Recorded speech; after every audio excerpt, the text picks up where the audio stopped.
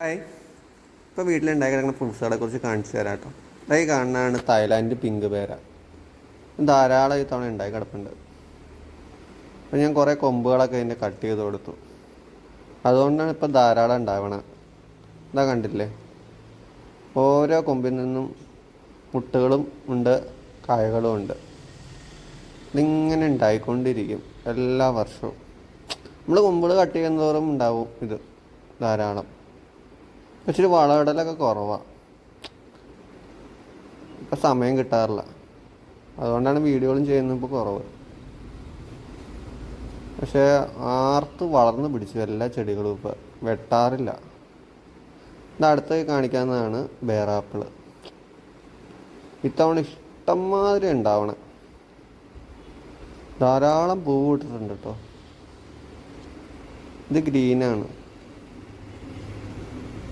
നല്ല മധുരം. ഇത് മുഴുത്ത് കഴിഞ്ഞാൽ നല്ല വലിപ്പവും വരും ഇതിന്. കായപ്പെടുത്ത തവണ ഒത്തിരി അധികമുണ്ട്. സാധനം ഇപ്പം ഞാൻ കഴിക്കാറില്ല. അത് അടുത്തുള്ള വീട്ടുകളിൽ കൊടുക്കാറുള്ളൂ. പക്ഷെ നമുക്ക് ആവശ്യത്തിനുള്ളത് നമ്മൾ എടുക്കും, ബാക്കി എല്ലാവരും കൊടുക്കുകയാണ്.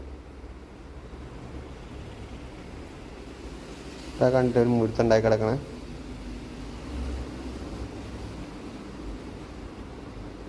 നല്ല ഭംഗിയത് ഉണ്ടായി കിടക്കണേ.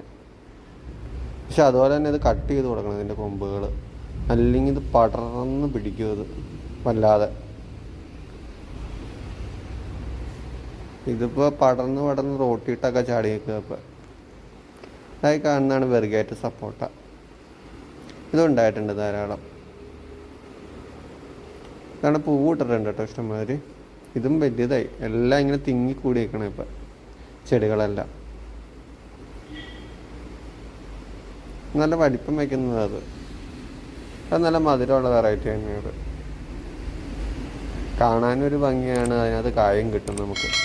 ആ പൂക്കളൊക്കെ കണ്ടോ. എല്ലാവർക്കും ഈ വീഡിയോ ഇഷ്ടമായ സബ്സ്ക്രൈബ് ചെയ്യണേ, പിന്നെ ലൈക്കും ചെയ്യുക.